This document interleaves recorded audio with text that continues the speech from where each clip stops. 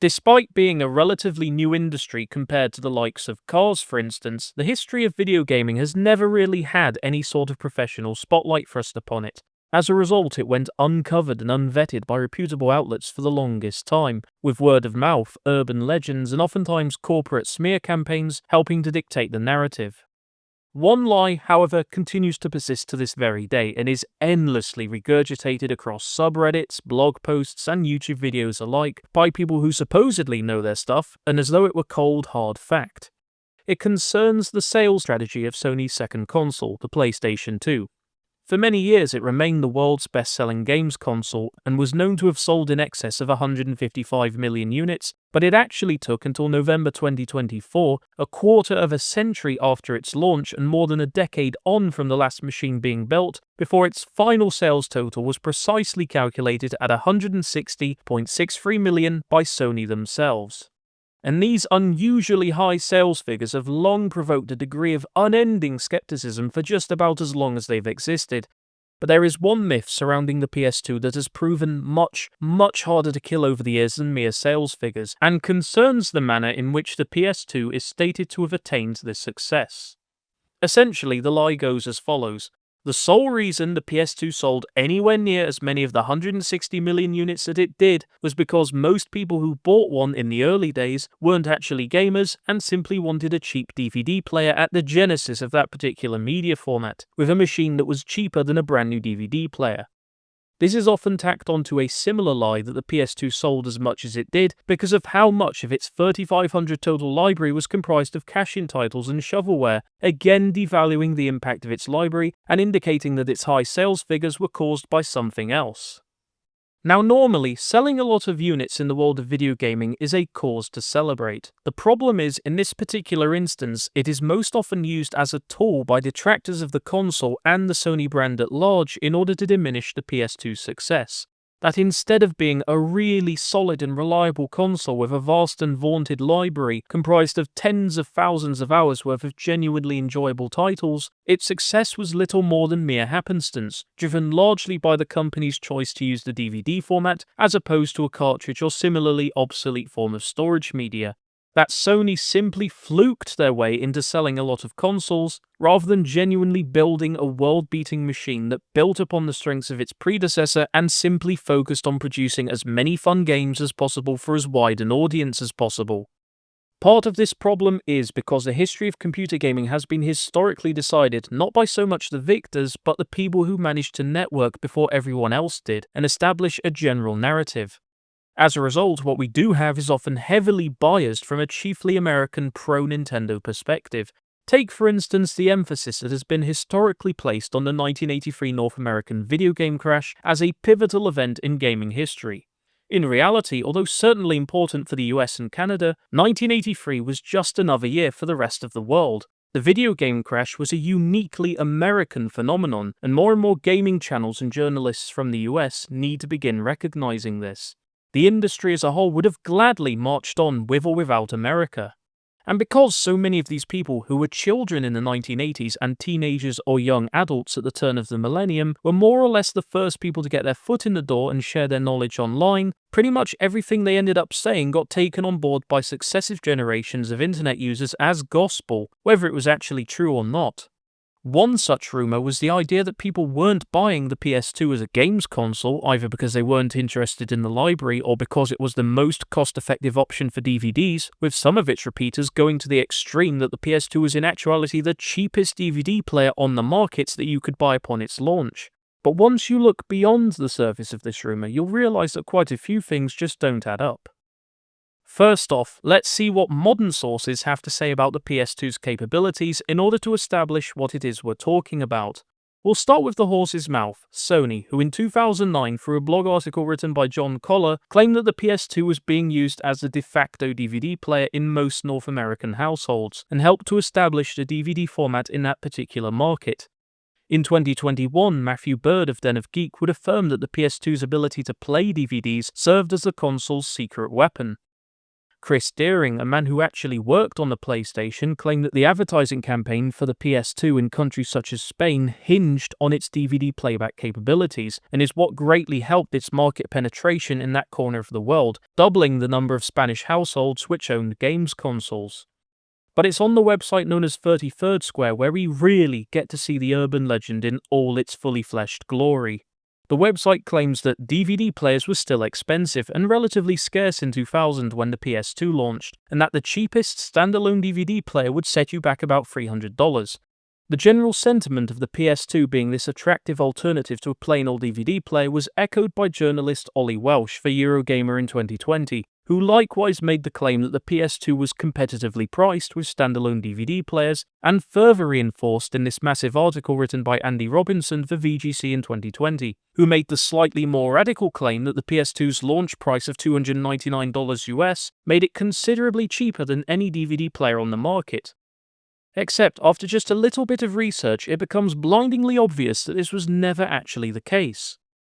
In February 2000, an entry-level DVD player known as the Wharfedale DVD 750, for which Sony would actually end up poaching its DVD logic chip from in the improved model of the PS2, could be purchased at supermarket retailer Tesco in the United Kingdom for £180, more than £100 less than the PS2 would be at launch several months later. By the autumn of 2000, on the eve of the PS2's arrival in Great Britain, retailer Argos would begin offering the Alba DVD 103 for an even cheaper price, £149.50, or half what a PS2 was going to cost.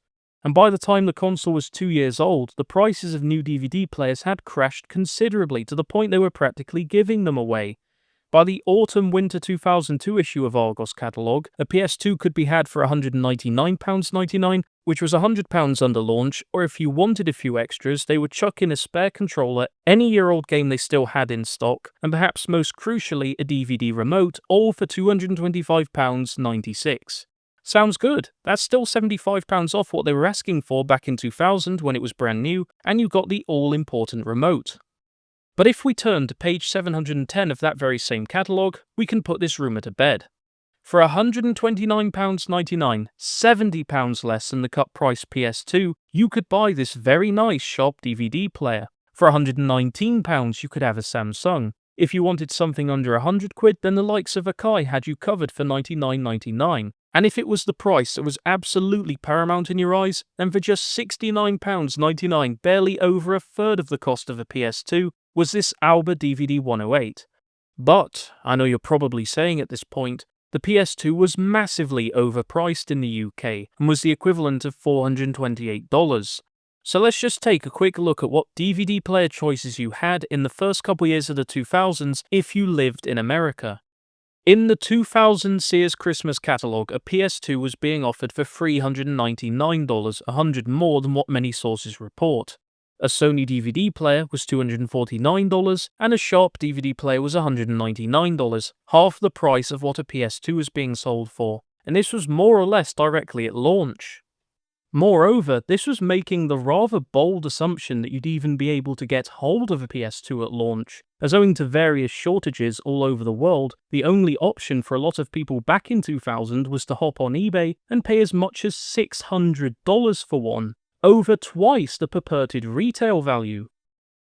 In the 2001 JCPenney Christmas catalogue from a whole year later, a PS2 bundle comprised of console, Gran Turismo 3, an 8MB memory card, DVD remote and whatever controller they felt like giving you would set you back a whopping $439.99, $40 more than the equivalent package Sears offered a year prior. In comparison, the most expensive DVD player in that very same catalogue was this Sony model at $249.99, $200 less than the PS2. Then there was this silver Sony unit for $50 cheaper, with the cheapest model on offer being this Sharp Malaysian import priced at $169.99. By 2002, Sears were offering the PS2 for $199.99, a significant reduction over its initial retail price, except for the fact that you could buy a DVD player from that very same catalogue from the very same manufacturer for $50 cheaper. JCPenney were likewise selling the PS2 for $289 by that point, but, and here's the best part, they would sell you a Toshiba DVD player that could play VCDs and even MP3 files for just $99.99, which was still $200 cheaper than a PS2.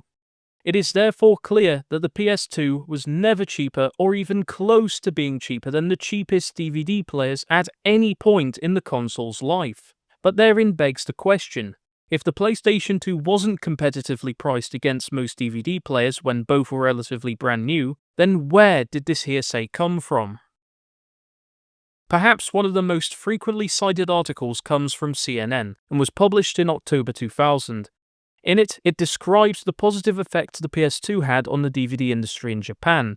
Given that the average price of a new DVD player in that country was roughly 25,000 yen in 2000, the equivalent of $233, the 39,000 yen PS2 at $370 seemed like quite the bargain.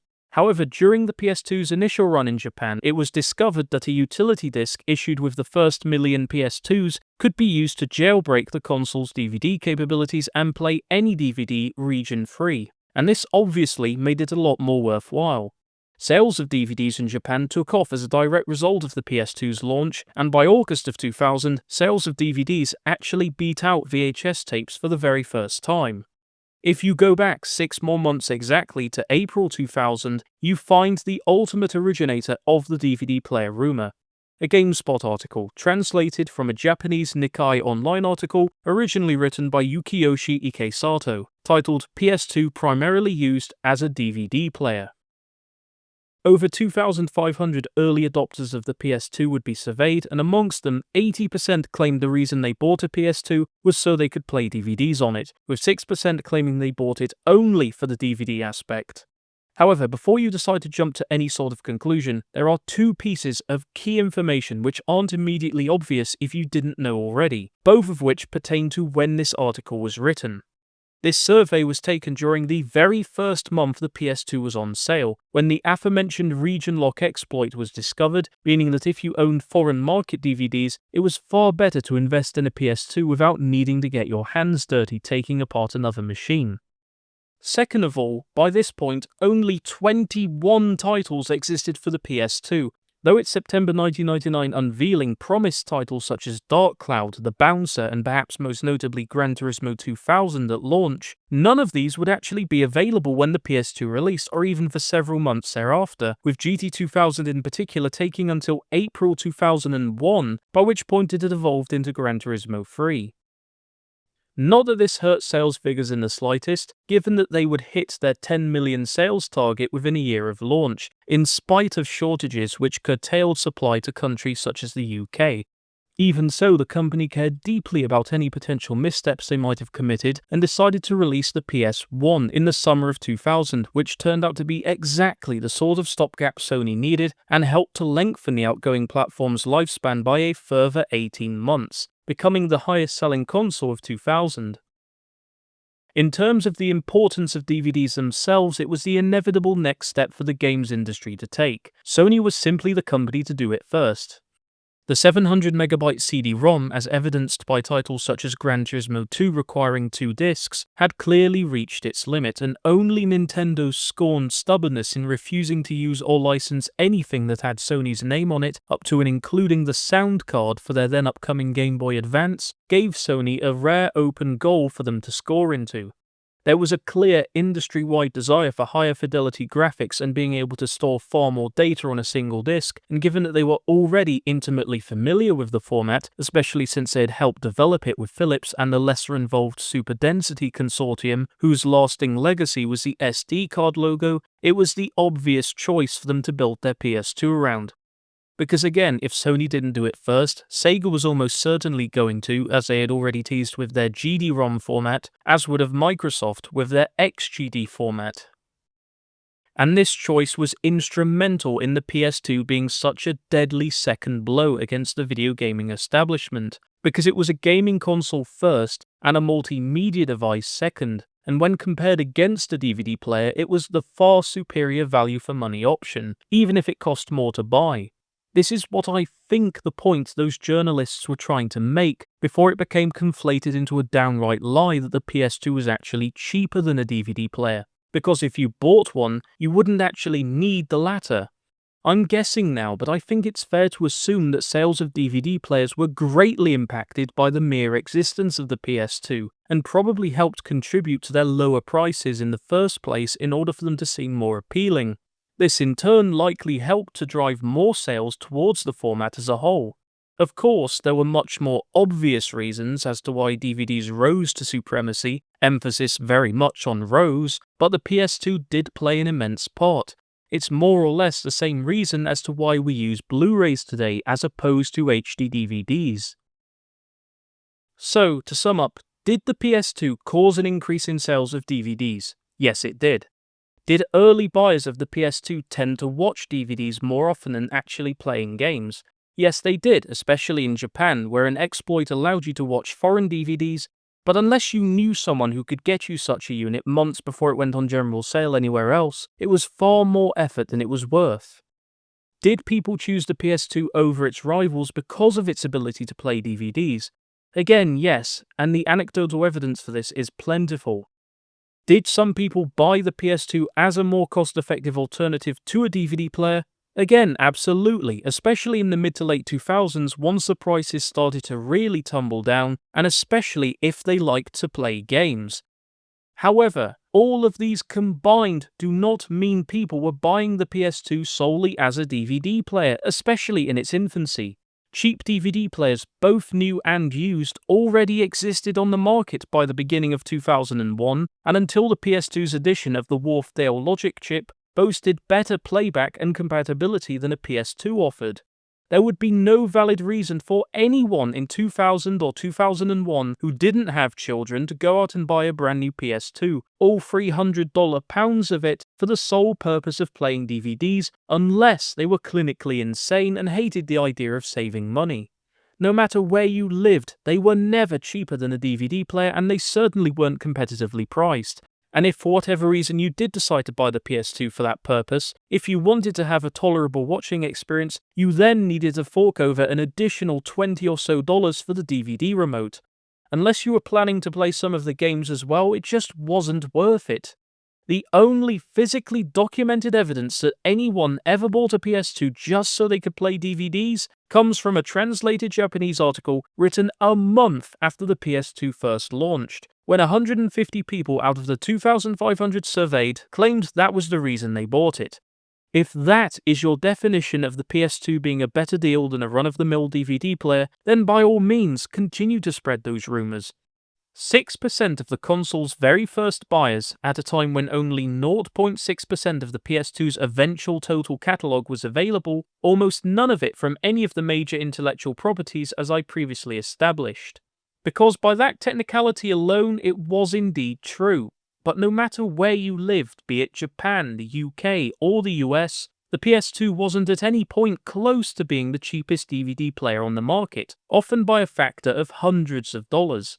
It is therefore clear that the claim of the PS2 even being so much as competitively priced with the DVD players of the era was never anything more than a poorly researched urban myth. It simply couldn't have been true, because even if you don't factor in the second-hand used market from which you would have had plenty of choices by the spring of 2000, if the PS2 really was priced competitively against the newest DVD players, then quite simply no one would have bought one. In closing, I hope this video lays this bizarre rumor to rest once and for all, and that people finally learn to appreciate just how magnificent of a machine the PlayStation 2 was as a games console, and without needlessly diffusing its success towards circumstantial or otherwise irrelevant factors.